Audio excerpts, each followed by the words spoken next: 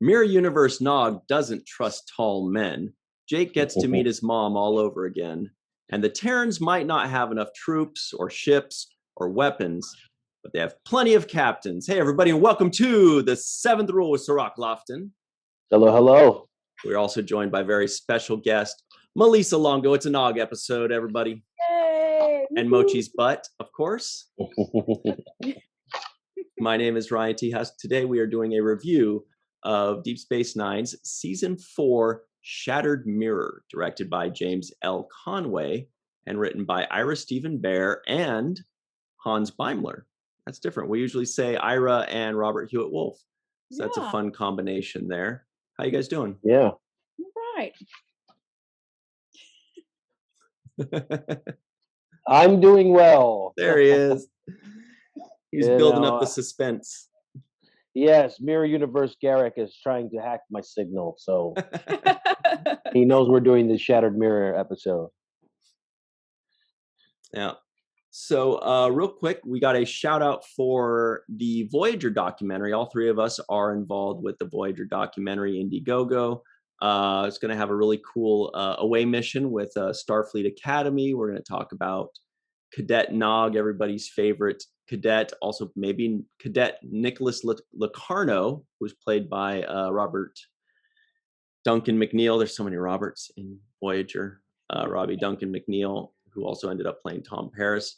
But check out the Indiegogo for the Voyager documentary. It's going to be huge. It's the same people, 455 Films, that did What We Left Behind, the greatest documentary in history.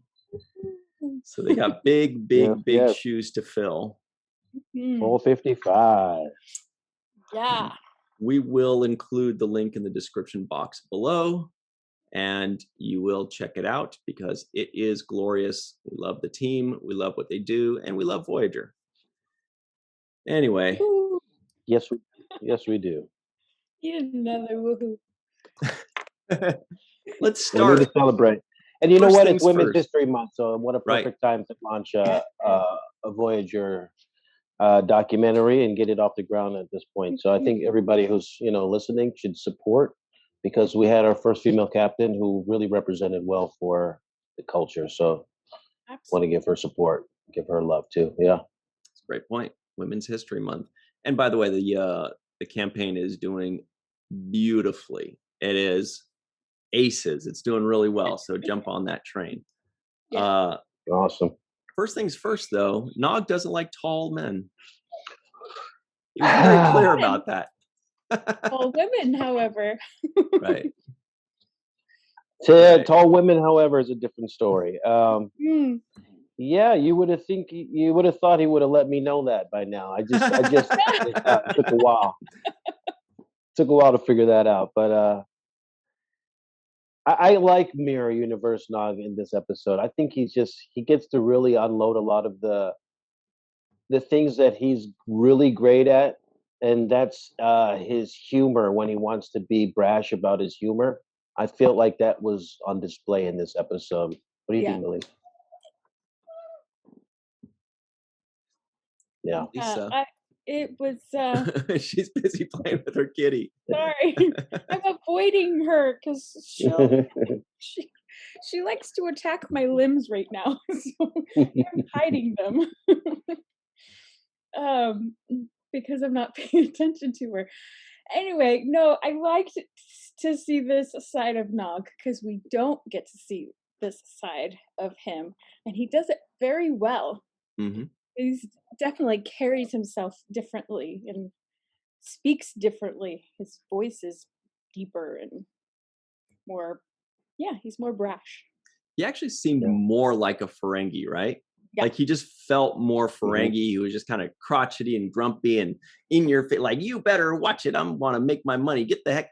My favorite line probably of the entire episode was when you go like, hey, look, this is my dad. He goes, he's tall too. Like that. He just yelled, he's tall too. And that's it. That was pretty solid. Bummer about his ending, because it would be cool to have him throughout. But he is the master of his domain until then. He is the master of that bar and the promenade and all that. So that's definitely like that particular character's dream realized. Yeah, yes, he is the owner of his castle, the ruler of his castle. That is for sure. Yeah. Sorry about that. It's all right. We're just talking about Nog running in his own bar because Rom and Quark had been killed both by the intendant.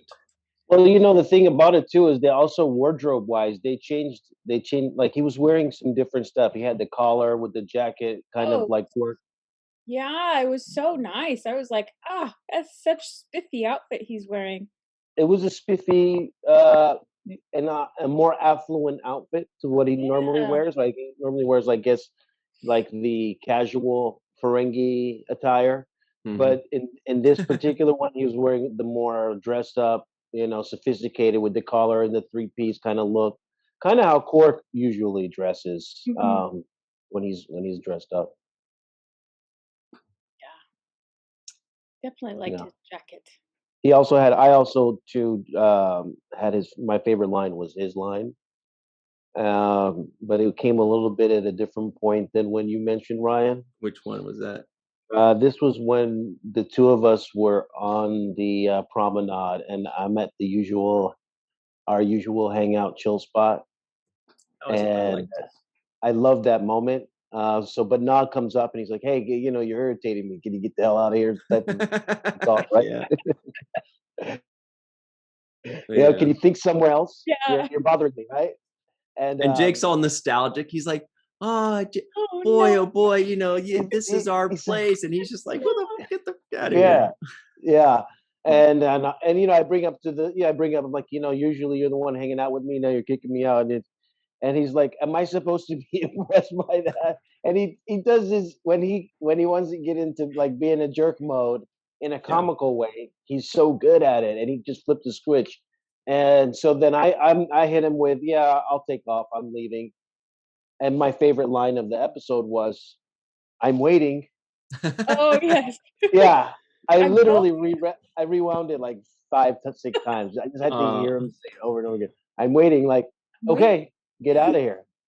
That's hilarious. And that just to me is like that reminds me of Aaron's kind of humor. Like that's exactly his humor. His timing is perfect like that, and he puts you in an awkward position. Like you're like, he makes you you're like, is this guy serious right now or is he not? He'll take it all the way to the limit. He'll take it all the way to the limit. Like, I'm waiting. Like, yeah, you said you're gonna do it. Let's go. Come on. Yeah. And he's just so good about that, and that's what it reminded me the most of is that really comedic way that he conveys his message when he wants to. It's such a perfect timing for me. Mm-hmm. I wonder if he like really got up for this episode. Like when he read this, he's like, "Oh man, I cannot wait. This is going to be so much fun." Or if he was just kind of like nervous, like, "Oh man, I heard about these Mirror Universe episodes where you kind of have to be like a totally different character, I feel like he would have gotten up for it. I feel like he was like, this is going to be fun. Yeah. I know when he read the script, he saw that he had 2 6-foot girls on each side of him. Oh yeah. He was definitely up. And he said he had a crush on one of them. So okay, so here's the inside information. Which one? I think it was the one. It wasn't the one he passed over to me. I think it was the one he kept on his side. I think so. Melissa, it was the one with the what? What are you doing? With the, she had the thing and then the thing and the thing. Her outfit. You got to pay attention to the outfits better, Ryan. I really don't. I don't even know. I just know that there were 2 of them. Yeah. Yeah, he had one on his right, one on his left, and then he passes me the one on his left. Yeah, the one in black, and I don't think that's he had a crush on. I think it was the other one. The one with the things. Yes, that was my guess.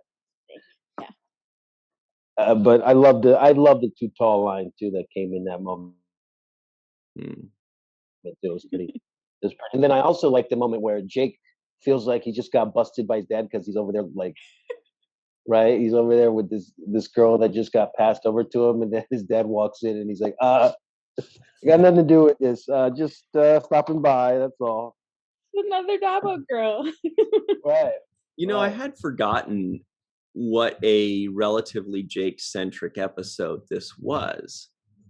It was really sweet to see Jake with his mother, because obviously, like, he knows it's not really his mother, but it is the next best thing. It is 1 and 1A, you know what I mean? Like, and that's just got to be like such a cool feeling. It was like a really good idea to do that, where he's just like saying, I don't know how much time I have with this lady, but I want to just soak it up, have fun. She's so cool. She's just like mom. And it was really sweet. I'd forgotten that that was kind of like, the almost like the main through line of the episode, and I don't know. I really liked it a lot. I don't know if you remember shooting it, Cirroc. I did remember shooting it, and I like the idea too. First of all, the woman that plays Jennifer Sisko, she's so gracious, Felicia. Felicia, so gracious, so gentle, obviously beautiful. But there were certain moments there that I too was like, oh, I'm glad that they got this done. I think there was a moment where we were holding hands, and I was just looking at her hands. And even watching back as I was watching the episode, I was thinking how important and what that means to somebody to be able to just hold their hands and feel their hands in your hands. Um, and that made me think, oh, this is a great episode, because one of the things I do like what Deep Space Nine does a good job of is bringing back elements of the stories that they've already told so that you still remember those things. So obviously Jennifer Sisko is from the pilot, but then they also had an episode where she was this professor. I forgot the name of this. This is like a second part of a two-part, right? Actually, it might have been Tarek Noor, but I'm not sure if that's the first part of this episode. But the episode where Sisko intervenes and she's a professor, and we watched that. And this feels like a continuation of that. Mm-hmm. So they just bring it's all one big story arc for the mirror universe. Yeah. Right, and that's what I like. I like being recalled of these kinds of things that normally you do an episode, you move on, and then you never really get a reminder of that. So it doesn't feel like real life. If we all go and hang out and party in Vegas at the convention, that becomes part of our memories together. So we'll always kind of bring it up at some point on later on in the future. And that's what I like what they do when they storytell on Deep Space Nine, is they bring those kinds of memories back to us in the present sense, and moving forward. So you get a reminder of those kinds of bonds and those kinds of relationships and those kinds of emotions. Yeah, it feels honest. And I know at that moment when he was saying, look, I never thought I'd hold these hands again. I was like, Yeah, it got me.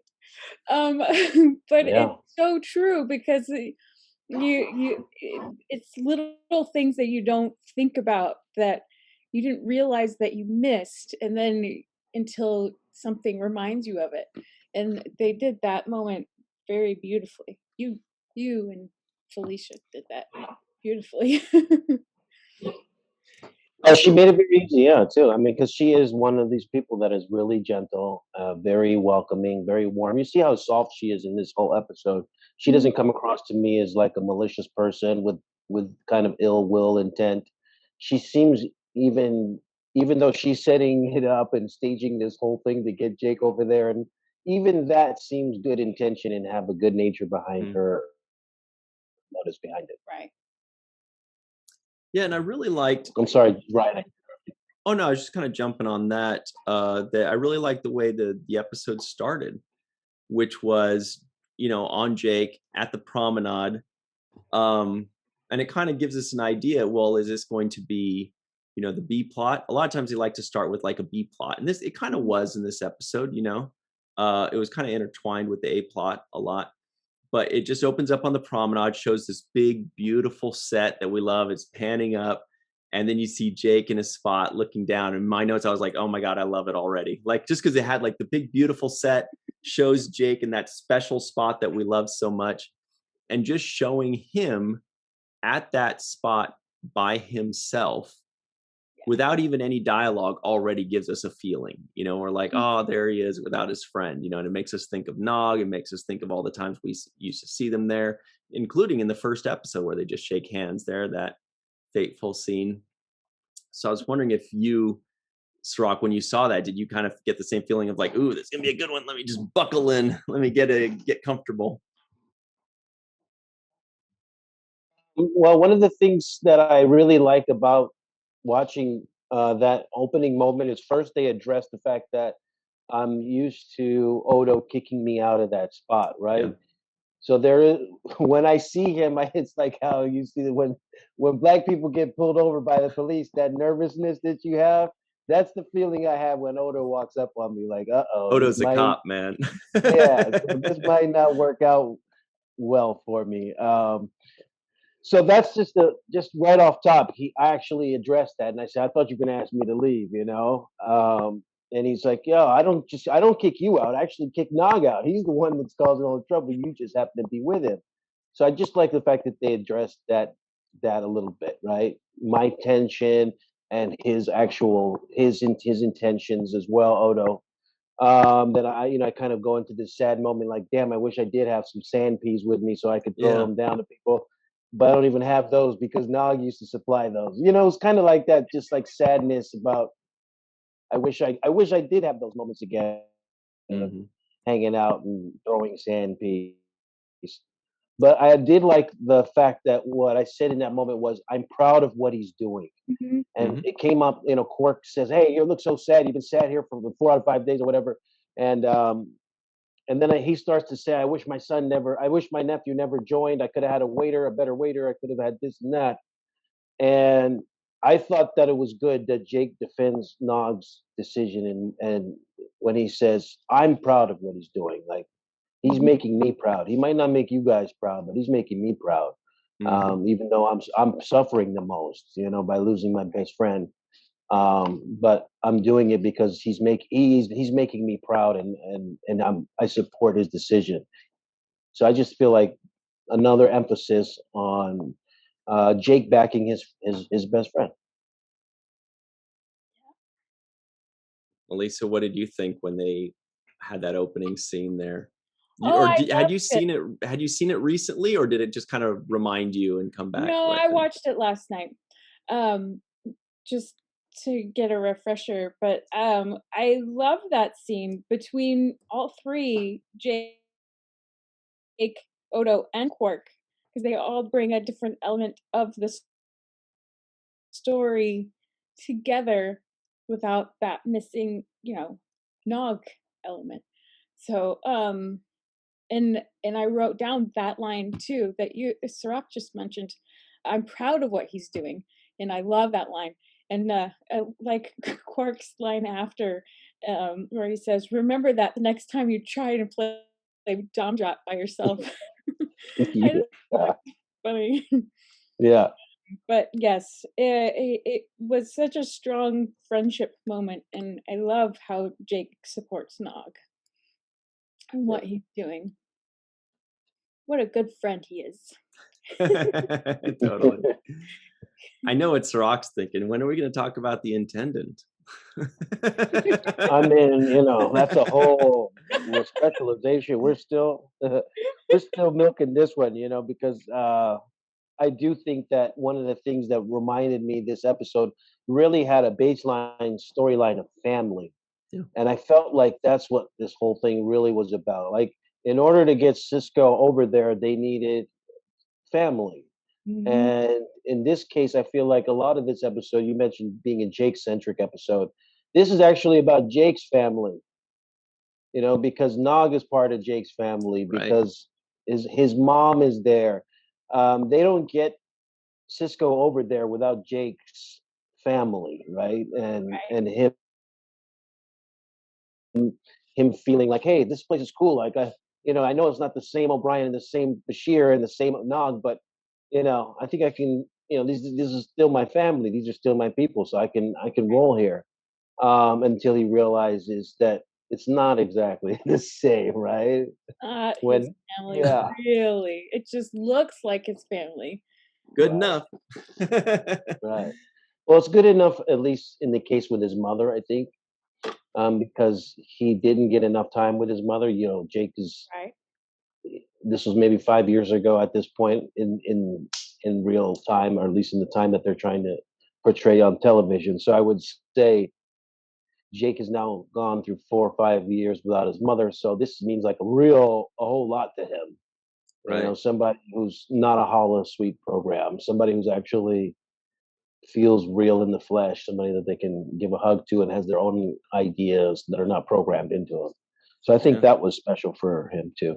Yeah, he misses his mom, he misses his best friend, and he gets them both in one shot. He's just like, wow, this is so cool. I get everybody. Right. Yeah. And they both die. Yeah. Exactly. That's a whole other topic that we get into too, man. Because both die. I feel like, you know, it's crazy because Jake has suffered the most out of any character I think you could probably mention. His story arc starts with his mother dying, ends with his father dying, right? And then there's all these deaths in between, which is like he basically sees his father die in the Visitor episode in front of him. Then he sees his mother die in this episode, even though it's not really her, but it's, you know, it's his alternate mother. So it's he like gets to see his best friend, and his best friend hates him in this episode. Yeah, he's like, "Hey, buddy," and his best friend's like, "Get out of here!"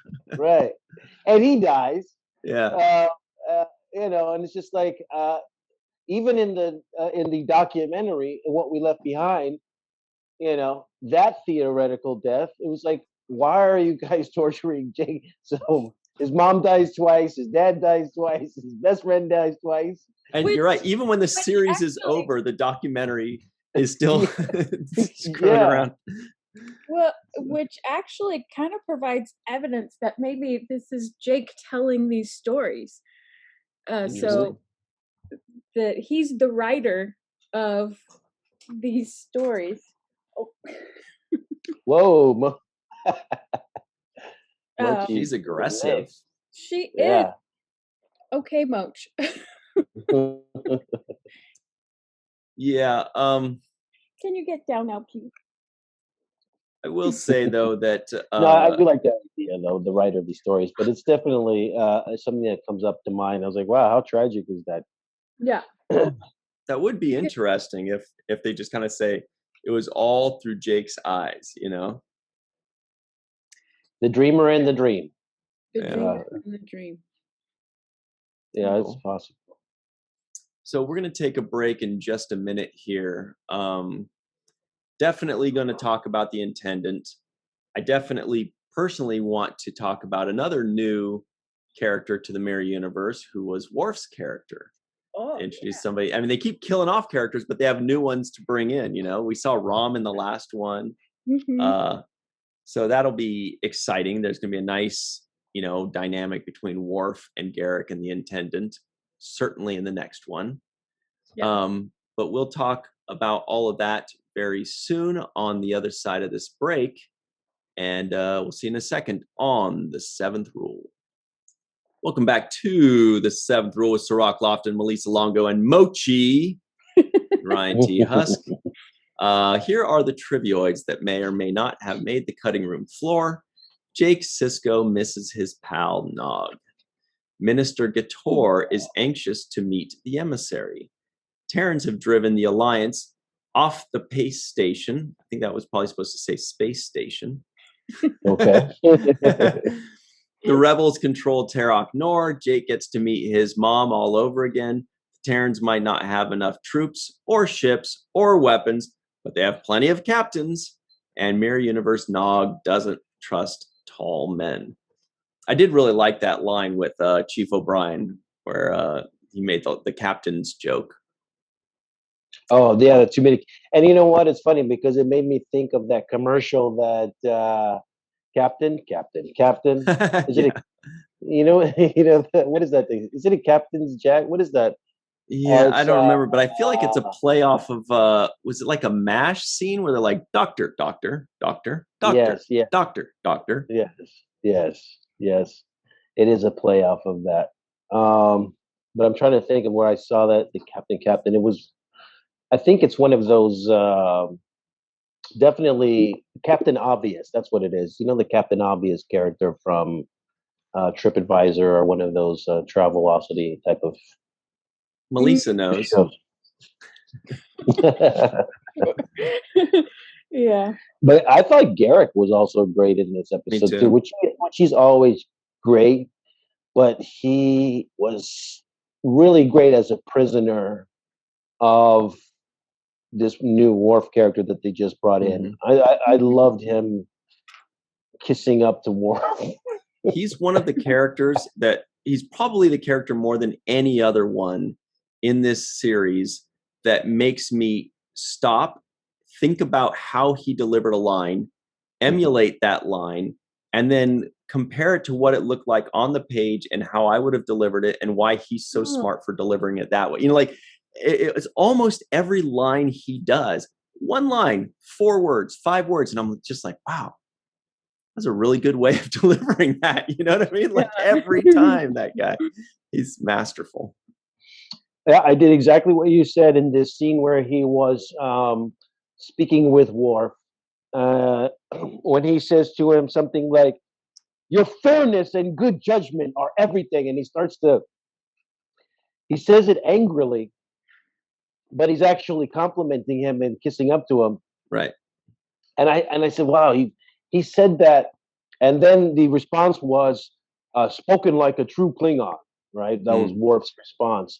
But it made me think, oh, so it was the spoken like a true Klingon that came after, which made him say it like that, right? Because he said it in a certain way. And then I realized, oh, he's saying it like a Klingon, essentially. And then he says, his response was, I'm trying, right? Yeah. So then, I'm trying. Right. And I just loved, I had to rewind that a few times. Like, this guy is so masterful. He says it like he's a Klingon, begging for mercy in a very rigid kind of, I'm not begging for mercy type of way, but I am, because I'm saying it so rigidly, right? Yeah. And then he's like, I'm trying. He stretches that one out like, you know, I'm doing my best here, you know, trying to kiss your behind so you don't kill me. I love the way Andrew Robinson portrays Garrick. I think he's just masterful, and yeah, A+. You know, just people can learn from his style. I think a lot of the characters here have their own styles and their own ways of approaching acting. We all do.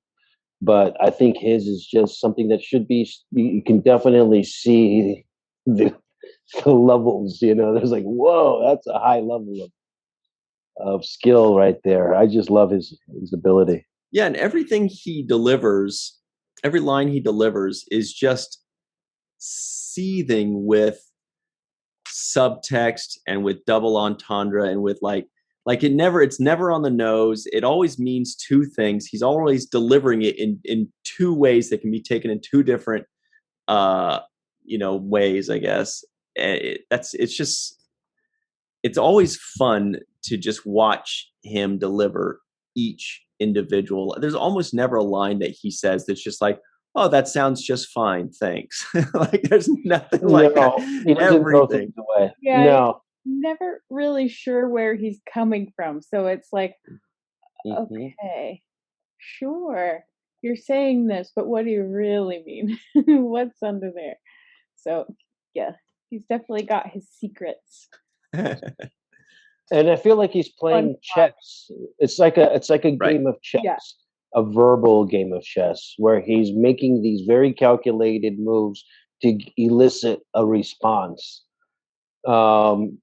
And so I just love to watch him go through the motions of trying to flush that out. But we can't talk about great performances without also talking about the intendant. Here we go. All right. Miss Nana Visitor. She's amazing, as usual. There was a moment where the two of Nana and Sisko had a close-up.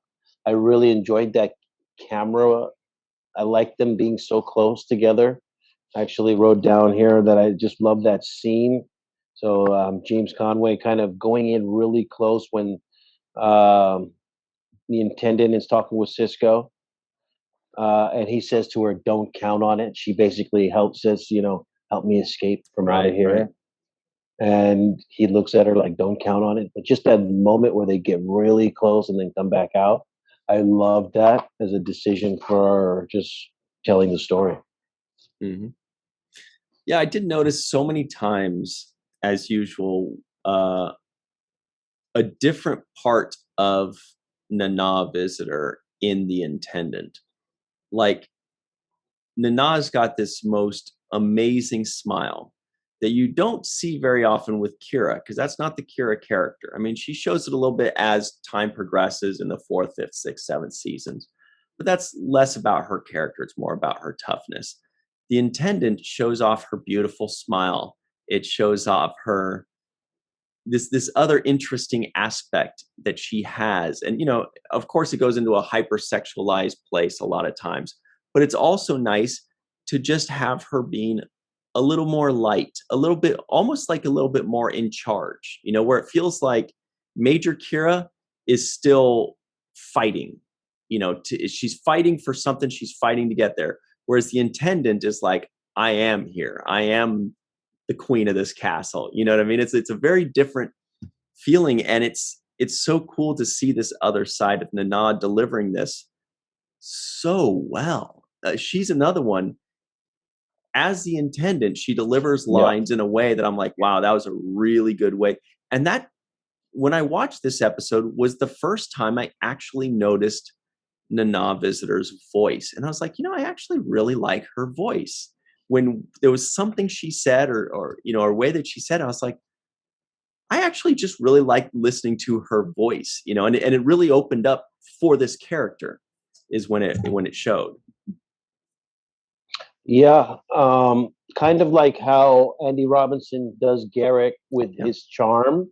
She turns the charm on when she turns into the Intendant. So she becomes very charming and very ostentatious and flattering and just so much bigger when she's in that mode.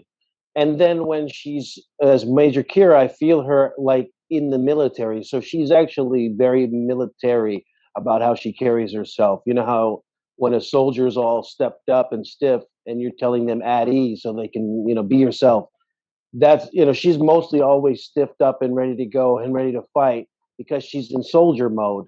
But as an Intendant, she's just in this really charmful, playful mode, very hypersexualized, like you mentioned. And there was a moment there. This was one of my other favorite little moments in this episode. There were a lot in this episode. Right. Shout out to Ira and Hans. I think you said the two of them just nailed the dialogue here. Another one was she says so what about you? She was flirting with the guy, the guy who was watching Dora at the when she was locked. Was that Dennis Matalone again? I think it was Dennis Matalone. Because I looked, I was like, is that Cirroc's guy? Is that the stunt coordinator guy? I think it is. So he's like, you killed my wife, right?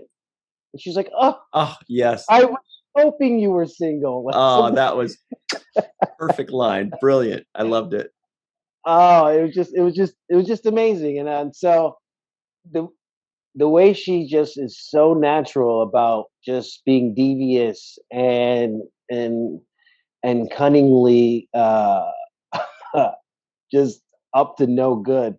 I think it's just amazing. I really love watching her perform as this character. And not to just end there. I want to actually get to O'Brien when we have a chance, but I know I'll let you guys finish on Kira because she's just that amazing. She is that amazing. I agree. I echo. It's why she's my favorite. Yeah. No offense, but is your favorite Major Kira or the Intendant? Well, I like them both for different reasons. Although I'm very angry at the Intendant for killing Nog.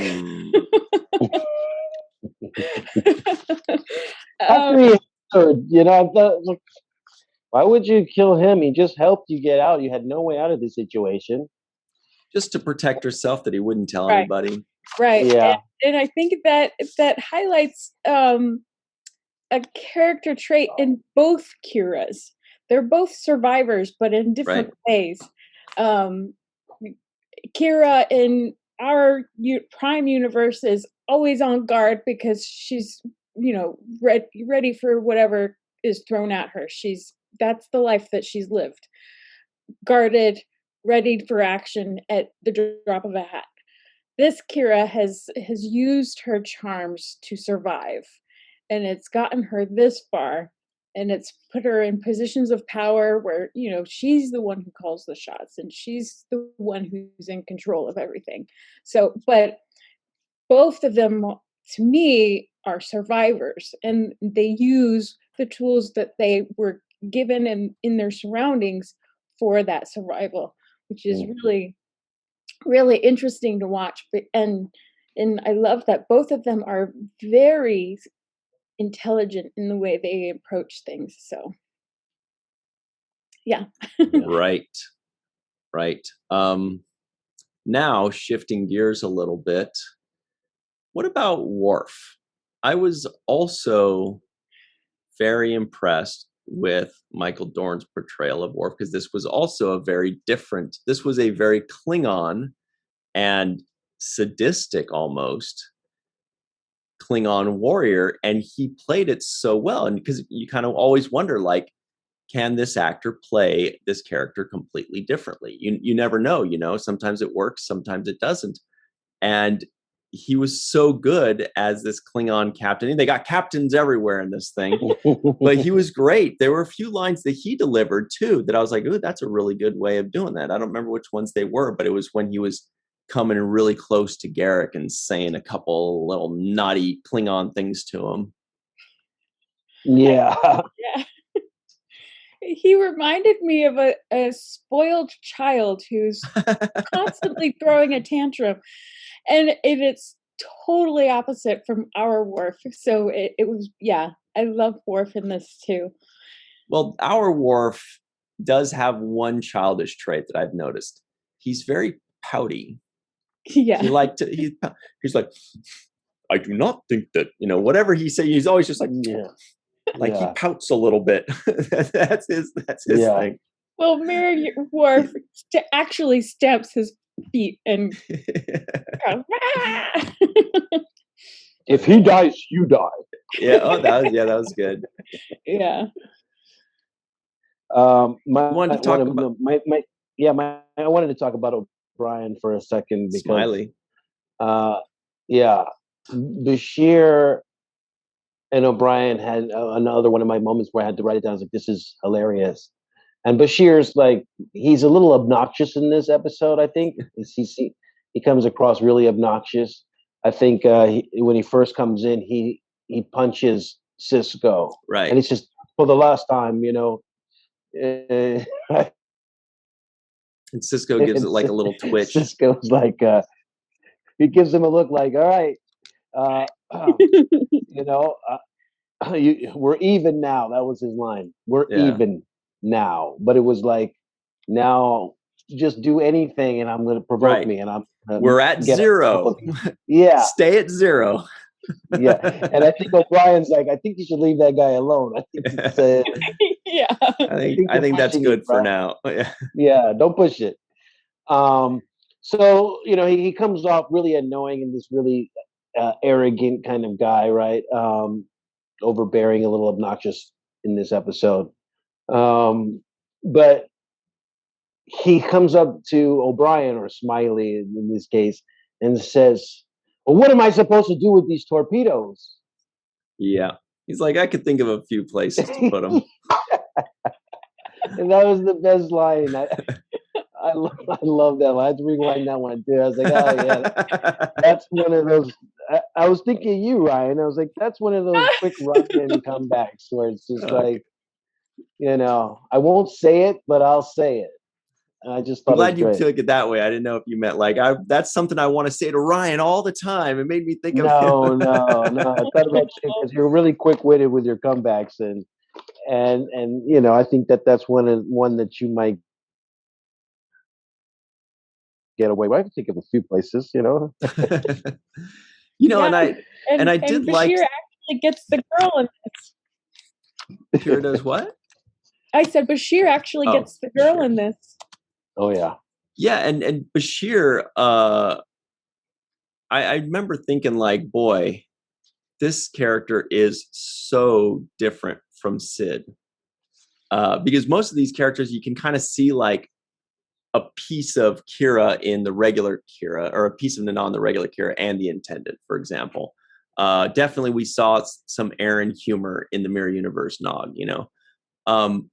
But the Mirror Universe Bashir, we're like, this is not Sid at all. This is Sid acting, because it's not like they're like, you know, just, you know how you're usually like a jerk to people, just use that. No, Sid is like such a nice, loving, caring guy that I was like, wow, I wonder if he had fun with it, or if he was like, oh boy, I'll try. Yeah, I think he got a little practice with the James Bond episode, so he was kind of a little bit out of character with that. So I think he's ready to go. He's like, hey, what do you need me to do? Well, I can be a real jerk, or I can be a real ladies man, whatever you want. Ladies man, I can not get the lady, I can get the girl, whatever you want. He's like, not get the girl, preferably get the girl.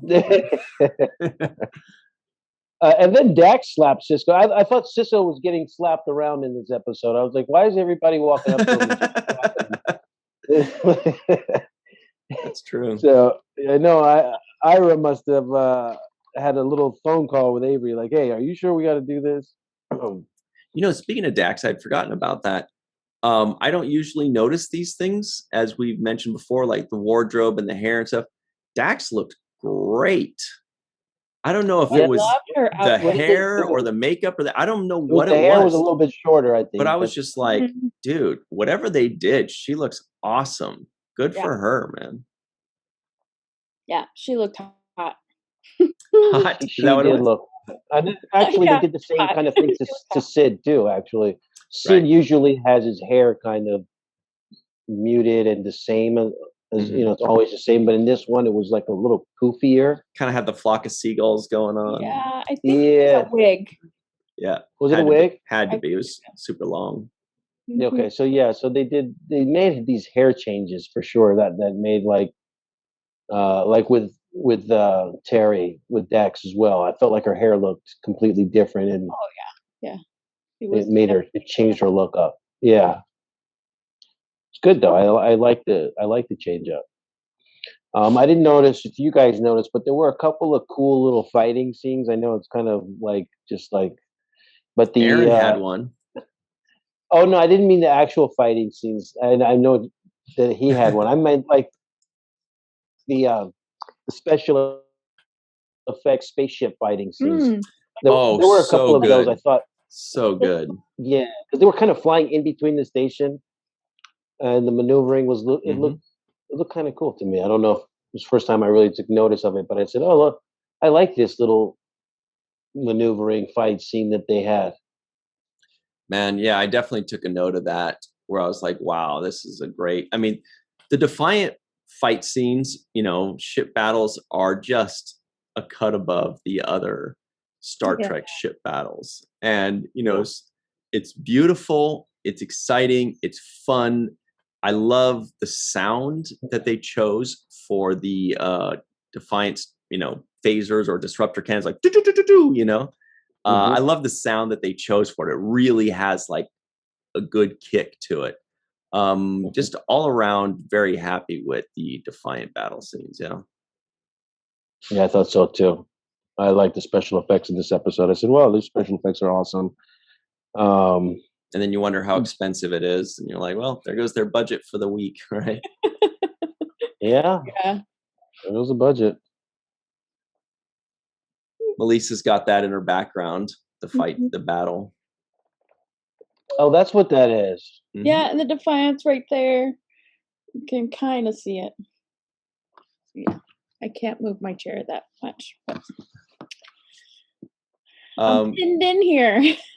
So we only have a couple minutes left here. One quick thing, another funny line was when Sisko was, you know, saying pattern Delta Alpha or whatever, and then when he says, "Okay, we're going to take the ship right at him," and Chief O'Brien goes, He goes, pattern suicide. I love that line. That was a good line there. But Yeah. overall, with a couple minutes left, do you guys have any final thoughts on this episode or anything that you'd like to highlight? Yes, I do have a few things. One is Odo calls me Mr. Sisko. Mr. Sisko. And I like it. So you can refer to me as Mr. Sisko from now on, because if you're nasty. That is a distinction between Captain Sisko and Mr. Sisko, right? Right. Right. That's so good. Yeah, Mr. Sisko. I like that one, Mr. Sisko. The other thing that I noticed too was my dad in this episode calls me Jaco. Yeah. Another nickname. So Mr. Sisko / Jaco. Yeah, but he's called him that before, though. He has. Yeah. I thought so, but it just really resonated this time when I heard it. I don't know why, but it's just like there was a moment. And the last Sisko reference that I have is chicken a la Sisko, ladies and gentlemen. So that's the trifecta for the Sisko references in this one for me. I do really like that they do that angle of you guys all being good cooks. I think that's a really fun thing. You know, it gives detail and character to them. It gives them added depth. It's really fun. It's really cool. Are there any more Sisko nicknames? I don't think so. Jake just calls him, or Nog just calls him Jake, right? Mm-hmm. Yeah. No, I think that's it. I think it's Jaco, Mr. Sisko. If you're nasty. That's it. See, that's what I mean. Just that's exactly what I was talking about right there. That's you're the one that you were saying it. You're like, you kept saying it. You're like, come on, somebody say it. Somebody say it. Call me Mr. Sisko. Well, at least he didn't break out into the thong songs. Right. So, we can be thankful. I don't know that one well enough. Okay, well, good. We all have our homework. Then we're all good here then. We all have our homework here. Were there any names before we go? I don't think there were any names. No, I mean, did we ever see the minister, Gadur? No. I don't know if we saw him.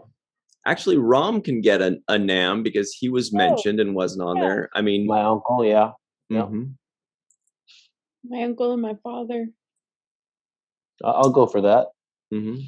I can't go for that. So let's give a quick thank you very much and special thanks to Carmen Shamwell, aka Skillet, TJ Tomas, TJ Jackson-Bey out in Missouri, Bill Victor Arucan, Yvette Blackmon, Homer Frizzell, Eve England out in Wales, Florida, and Marie Segal, Titus Mohler, Tim Baum, Sue V. Gruner, Robert Hoffman, and Darlena Marie. Now, everybody stay tuned for the free-for-all. It's going to be crazy. We have some big announcements to make. We just have to think of them real quick. And we'll see you on the other side. Always remember the 7th rule. Howdy ho!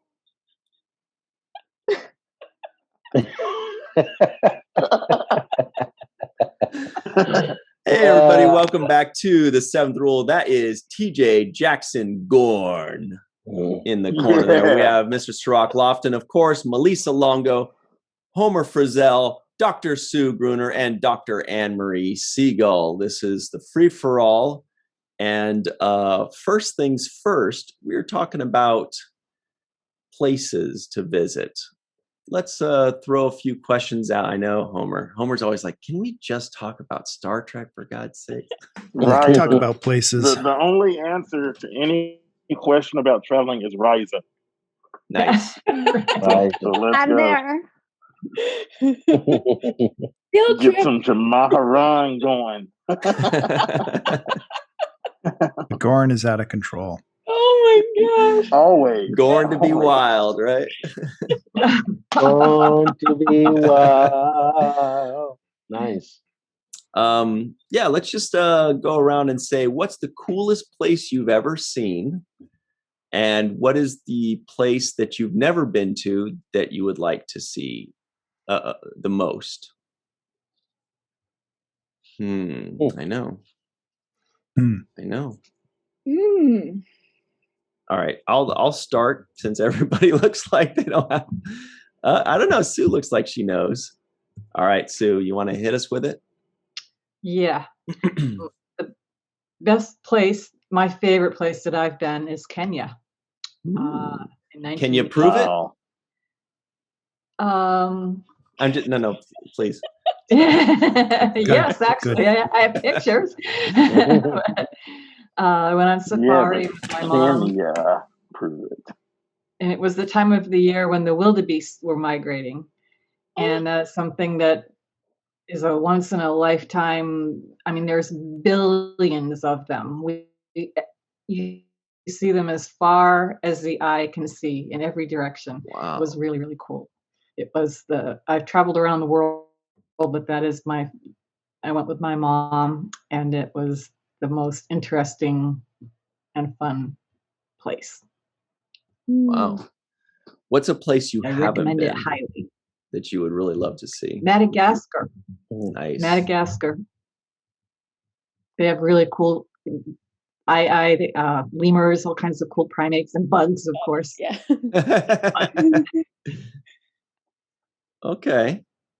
Very good. What about the Gorn in the house? The Gorn and the Hizzy. Let's see. I'm gonna pick an easy answer. So, on the last Star Trek cruise, we visited St. Thomas Island, and I got a chance to take a local bus tour, around the island and see some pretty cool stuff. So I enjoyed that very much. It's very pretty, and if I were able to retire today and be independently wealthy, then I would instantly move there. Nice. Some good shopping too. Yeah. Thank A goodness place for that I haven't been, I would definitely love to visit the African continent. I think there are a lot of amazing places there to visit that, we don't typically see portrayed here in the West. And so I would like to go and see those places for myself and see more than what's portrayed here in the West. Any spots in particular? Nigeria, Lagos. Nice. All right. Green and white, I believe, are the national colors, or the colors of the flag, right? I think that's what it is. Malissa, do you have a place in mind that you think is just the coolest place you've ever seen? I don't know. That's really hard because I've seen a lot of cool places. So I'm gonna say two of the top, but they're not the favorite because I don't know that I have a favorite. But I'm gonna say Brazil, which was wonderful. Such beautiful beaches and countryside and what have you, but yes, that was fun to visit. And off the coast of California, I went on a whale watching tour around the Channel Islands, and that's probably the ocean part between the shores. There's probably my favorite place because of all of the dolphins. Thousands and thousands and thousands of dolphins, and that's not an exaggeration. These pods are huge and swim like torpedoes in the water, and it's amazing. So it's probably my favorite place. Do you have a place that you haven't seen yet that you can't wait to see someday? two bucket list places: Machu Picchu in Peru and Egypt. Nice. I Oh, need yeah. pyramids. Yeah, so Just all about those pyramids and stuff, huh? yeah, and old architecture. Mm-hmm. So amazing. TJ's reminding you about the village people right now. No, I have my I know, I'm just kidding. I know.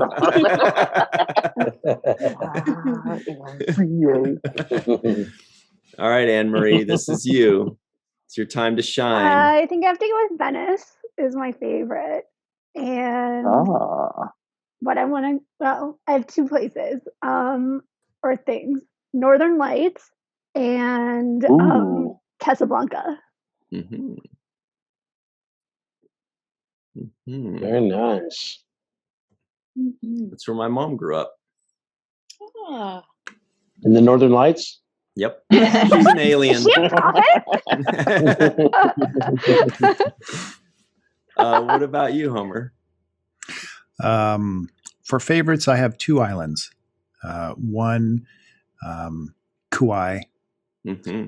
and then the Isle of Skye as well. So maybe it's being around the water. Maybe it's just being on vacation. So it makes wherever you are a little bit better. But those are both great. As far as a place I want to go, I have to, there are two here too. So Egypt, yes, 100%. I would love to see something that's older than what's here in New York City or in Europe as well. Well, I don't know. Yeah, that would be older technically. Anyway, also I've never been to Asia. And so I don't know which country or which city or which area, but I should definitely get there sometime and sample the food, etc. Mm-hmm. All right. I heard Cirroc, Singapore is beautiful. Yeah. we know you've seen a lot of places in your travels. Yeah, I've seen a lot of places, yeah, thankfully, and been blessed. And Yeah, actually, you were saying that you've been around the world from London to the Bay, right? that's exactly what I was saying, Ryan. That's an MC Hammer reference, guys. Okay, all right. Oh, thank you. No, I think the most spectacular thing that I've seen and place that I've been to was actually in my mother's home country in Ethiopia. And our family is from the capital city of Addis Ababa. And I've always been there and visited there when I went. But the last time I went, I decided to go outside. Oh. Uh-oh. It's good to go outside. So I went to, outside of the main capital city. And I went to a city called Lalibela, where there are these, they're called rock-hewn or hand-carved rock churches. They were basically pieces of rock that were chiseled out. And it was just the most spectacular thing I've ever seen. I couldn't believe that these 12 or 13 churches were all carved out of stone at the time period that they were, and to the degree that they are. I mean, some of them look really elegant, like the Parthenon. I mean, with the columns like the Parthenon. Some of them are shaped like a cross. Just amazing stuff. So I think that was one of the things that took my breath away. And then as places that I would like to go to, including, I have to agree with Melissa about Egypt and seeing the pyramids and seeing all of the ruins of the different dynasties that existed. I think that would be magnificent. But also, like vacation, would like to see Fiji and relax in Fiji. I've heard many things, good things about it. So that's one place I'd like to check out too. Field trip to Fiji. Fiji. Yeah. Nice. Okay. There's one place I don't want to go. I don't want to go to Cestus 3. Cestus 3 is really bad. But they have baseball there, right? Yes, they have baseball. But, the last time I was there, my ship got chased away, and I got shot in the chest. It was not fun. Yeah, but you got to practice some rock to wrestle throwing. with a really hot man. It's a real cesspool over there. There we go. Oh yeah. Oh, I got coach. I just Yep. love Big Homer. Shake his head. So I'll tell you, I'll try to narrow down to a couple places because I'm always easily impressed. Definitely with Homer on the Kauai thing. Really cool. Prague. Oh. Definitely. Southern France feels Very like my nice. home. That's where I'm going to end up at some point. And very quickly, maybe the most amazing place I've ever seen is southern Utah in Arches National Park. I was just like, I had no idea. It just sucks you in, you know. You like, it's crazy. It's an amazing place. Place I'd like to visit the most, it's all Mediterranean, honestly. It's all places I haven't seen yet around the Mediterranean, like Italy, Turkey, Croatia. Egypt, Morocco, Greece. Morocco, yeah. Those are next on the list. I would love to go swimming in Greece. Ew. Swimming Oh. in the waters of Greece. In the The grease and Aegean. water don't mix. Yeah, that's I right. know. All right, Homer, let's talk about this episode a little bit. Any thoughts? Let's do it. I was amazed at how Cirroc Nor was able to build the Defiant with just the schematics. I mean, that Smiley is pretty good. Better Not the believe same it. thing, too. Like, they actually had the same kind of interior mostly, too. I know. It's amazing. They had just recently recaptured the station, and they're able to build a tough little ship. Nice. Yeah. Yeah. It was a lot of fun. Little. I mean, the Mirror Universe ones are always a lot of fun because you get to see the actors do something that's usually atypical for them, or at least the roles that we've seen them in. And so we definitely got that. I had forgotten that Jennifer Sisko died in this one as well, so that was a little bit tough for me to get through. But yeah, it was a good episode. I enjoyed it. I think I know what it was on IMDb because I looked it stop. up. I just remembered. I was just going to say, we forgot to do Jake Sisko guesses the IMDb score. Oh, good. Good. Yeah, we did. We sure did. I was just going to ask Cirroc after this, and you almost, I panicked. No. I panicked. What do you think, Cirroc? Oh, man, this IMDb, 7.8. That's my guess, 7.8. Final score was, Homer? Well, it could have changed since I looked at it, but 7.3. Yeah, that's what I saw. Wow. They're tough, those guys. Well, a lot of people say they don't like the Mirror Universe episodes. They just say they don't skip those. usually, but I like this episode a lot. This is a really good one. It's good. This was so usually with the Mirror Universe episodes, I'm worried that their cover will be blown, but they've been going to this universe. I think this is the third time. And it's kind of like, Sisko's wandering around in his Starfleet uniform. That's all fine. Yep, he's from the other universe. No problem. Yeah, so I didn't have that. Day. Yeah, exactly. I didn't have that fear, which I usually have when someone's going to the Mirror Universe. You're going to say something, TJ? Oh, yeah. I mean, Felicia Bell. We definitely said a few nice words. Sorry, Jake. I love your mom. But no, I speaking of Jake, we get to see Jake and Nog interact in this episode, but it's Mirror Nog.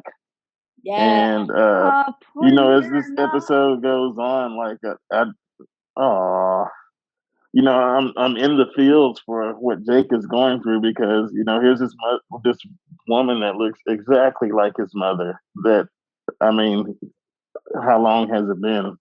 Years and years and years. And he finds out that she's only after him to get to his father, and then he goes to see Nog, and Nog is like, "Get out of here! You're too tall. I don't like you." Yeah, that was a good time. We definitely enjoyed talking about the whole Jake and Nog aspect of. I had forgotten that it was a very Jake centric kind of episode. There was a lot of Jake and Nog dynamic in there. And the shirt. And the shirt. How'd you feel about the shirt, Sue? Look, I would wear that shirt. Wait, as a Gorn or as TJ? Yeah, the Gorn wearing the shirt over it. As both. TJ would wear that shirt also. Poor Jake. Poor Looks Jake. like we lost Cirroc. Maybe he'll come back. Maybe his sisters as well. There he is. I'd wear it if it were comfy. Yeah. Cirroc, the only thing you missed was that TJ was saying he would totally wear the Jake Sisko outfit. And we were trying to figure out if he would wear it as is or on top of the Gorn outfit. Definitely not with the Gorn outfit. Actually, that shirt was pretty nice. It was a silky shirt, so it felt good. Sometimes they were itchy wool material, and you're just like uncomfortable all day. That was a nice silky shirt. I'd wear that shirt again with a suit jacket over it, maybe like with a suit jacket and some jeans. Collar popped or not popped? It just depends. It depends. Half like, I didn't mean for it to pop. Ever since I can remember, I've been popping my collar. You really would wear that shirt? I would. Is that what you're telling me? I would wear that one. Yeah. Wow. Yeah, he has good taste. It's just bad enough. There's the purple. Yeah, the purple on the sleeve. Yeah, I'd actually wear it. Yeah. Was there ever a time, Cirroc, where you're like, man, this shirt looks pretty good? Like you were fooled and you're like, this shirt, can I wear this one out? We're fooled. No, there was never a time where I wanted to wear anything out. Except I'll give them credit because they did have some of the best boots. So as far as boots were concerned, all of our boots were like first class, really nice, like good shoes. I bet they were made for walking too. Hey, they were made for walking. That's just what we do. Nice. I'm sure they used expensive fabrics for everything. They used expensive fabrics, and everything was tailored. So I mean, it was meant to, it was designed to fit you. Robert Blackmon was just the best, and he was always like, even that shirt. I mean, it's not one fabric. He's using a blend of these different fabrics and piecing it together in a way. He uses the neckline as the purple neckline, just that little purple little trim on the neck. I mean, it's really soft and delicate. To sew something like that without getting also at that bias. Crazy. Yeah, that delicate and that. But yet that durable, so I could walk around and wear it all day. Most of the stuff had duplicates, so there were at least two of each shirt. But yeah, he definitely had like this really extensive. So when you go to the wardrobe department, you walk in, there's a desk right in front of you where the assistant would check you in, and if you go to the left, you have all these fitting rooms. And then if you just walk into the center of the room, it's a bunch of racks and racks and racks of fabric. And racks on racks on racks. Racks on racks, yeah. And you could just walk around as like a fabric store and there's all these, tailors, just seamstresses, tailors. They're just working on these different things. And it was pretty awesome. Just that element, just the wardrobe department. Was such an efficiently well-run machine. And just really quickly, speaking of wardrobe, I was watching an episode of Columbo. I watched Columbo. It's one of the shows that I like, guys. What? I'm a real big fan of Peter Falk. Yeah. And as I was watching Columbo, in one episode, they had a wardrobe designer by the name of Edith Head. Love Edith Head. Wow. Yeah. Right.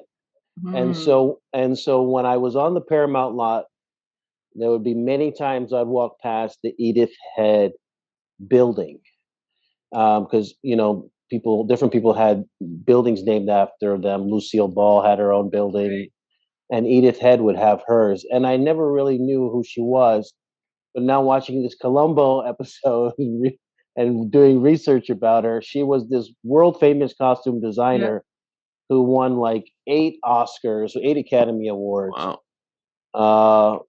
And she has a building named after her. And you just talk about great accomplishments by women. She is one of them, and she should be recognized for her talents. I'm thinking her heyday was the 50s or the 60s, maybe, but she is very famous for.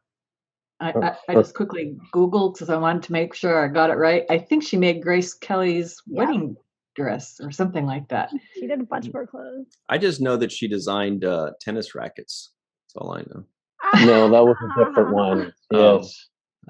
No, she's fantastic. And just to, I say that to say that the benchmark is extremely high for the people that are working in the wardrobe department. The benchmark is super high. The costume designers are amazingly accomplished, and Robert Blackmon is in the line of these kinds of people. So I just wanted to make sure I take my hat off to him, but also recognize what she did to leave such a legacy behind that, she has buildings named after her. Yeah. On that note, before we run out, let's go around real quick and say, who has the coolest outfit in Deep Space Nine? Anne-Marie's not allowed to say Loxana Troy. On this, sorry, because that's your answer. Are we talking about of all time? Or? Yeah, any outfit in Deep Space Nine. Oh, that's too easy. The Kira dress, in His Way. His Way, okay. It's a 3-way tie, I think. Let's hear it. 3-way. Well, Quark, his suits are fabulous. The fabrics and the fittings and everything, they're just fabulous. Jadzia's purple dress on her uniform. And of course, Loxana, her stuff was wild. I was thinking of Major Barrett wearing those heavy earrings and everything all the time. And Quark's mom. Yeah, Moogie. Yeah. I mean, there's some of we talked about this before. The beading, that takes forever to do. And she had strands of beads on her, I guess, dress, if that's what you want to call it. Yeah. Yes. What about you, Homer? What do you think? I think it's Quark, day in, day out. And part of that's because that's what he's wearing as he's a bartender. And it's not like he's wearing a Starfleet uniform, so he can express him. I don't know. I don't know if Garrick's is Taylor or if it came from Ferenginar or what, but I think his look is great. And I thought, wow, that would be a good cosplay. Not that I'm going to do it because I can't do the prosthetic stuff and everything. Okay, great. Dr. Gruner. Okay. Yeah, so Quark. Garrick, sometimes it looks like he's in an olive jumpsuit, so no.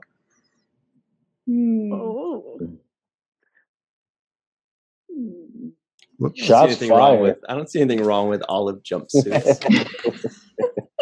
I mean, they're not my favorite, but I'll live. He said that, didn't he? He did. Yeah. Oh God. DJ, there you are. Here we go. Take a sip. All right, Melissa, what do you think? I don't know if I have a favorite outfit. I really liked Nog's outfit in this that I mentioned earlier. His jacket is so spiffy. I love it. But I also, like Anne-Marie was going to say, Kira's dress. I don't know if you were talking about the Mirror Universe dress. Oh. So nice. And then her outfits in the Bada Bing episodes, I love them. So and then she's got this red thing where Yes, the red when one. she's out of uniform. Love that too. So those are some of my favorites. Ooh, I was Nice. talking about like the red evening gown with like the cream like at the top, that's strapless. Yeah. I love that. Bada bing. Yeah. Yeah, and also like hologram Kira wears it when she sings Fever. Yes. So pretty. Love that dress. What about you, Gorn? I mean, there is Captain Sisko in Explorers. I love that vest set that he's wearing, sir. and it just takes the cake for me. That's the one. Got it. Yeah. It's close to my answer. What do you got, Cirroc? Who's your favorite? Oh man, there's a lot. I think Ducat's outfit is like so striking. It's just like, I don't know if it's the best, but it gets the point across. Like it says a lot as far as like who he is and what his personality is like. I think it matches it. But my favorites are the when O'Brien and Bashir play dress up, either playing racquetball or dressed up for a Viking ship or something. I just like it when they're dressed up together. Their little matching outfits. God, you're so right. Yeah, I should have thought of that one. The Bashir one, especially because O'Brien just looks like just a regular. Well, yeah, he just got shorts and dude, but Bashir's racquetball outfit is literally, it should be made into a standout. They need he looks like a Tron extra. Cut out. Yeah. it's He does. What were they thinking? It's that good. That good. Okay. Now I agree with TJ on the Sisko thing, but this is the one for me. I love that one. Oh boy. You guys love that? Really? No, we do not. Seriously? Nobody loves that. I love that. Cisco doesn't love that. Nobody loves that. No. I mean, only he could pull it off. No, that's a one-time moment. You want him to pull it off? Somebody loved it. He's in it. It made it on screen, so somebody loved it.